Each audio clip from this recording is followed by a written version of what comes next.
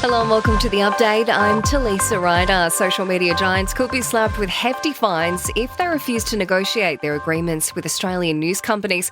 It's part of Labor's new deal to incentivise large tech corporations to renew their existing contracts. It'll also ensure the local mastheads are fairly compensated. Meanwhile, global tech company Meta says it's resolved a major outage which has impacted Instagram, Facebook and WhatsApp. The issue impacted thousands of users globally who had been struggling to access the platform since about 4:30 this morning. The Prime Minister says he supports the banning of protests outside places of worship. It comes after the arson attack on a Melbourne synagogue, which is being treated as an act of terrorism. One Jewish community group wants demonstrations outside places of worship banned, something Mr Albanese says he supports. I cannot conceive of any reason, apart from creating division in our community, of why someone would want to hold a demonstration outside a place of worship.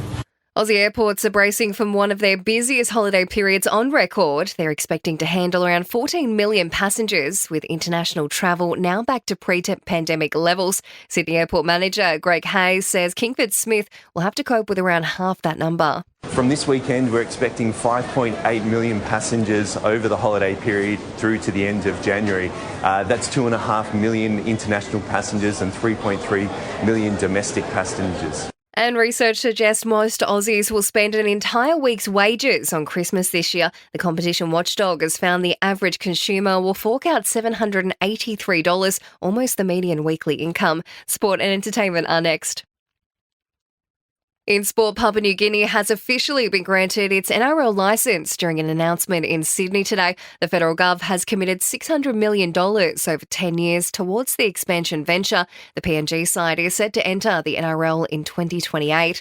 And FIFA has named Saudi Arabia as the 2034 World Cup host, despite widespread criticism over its human rights record.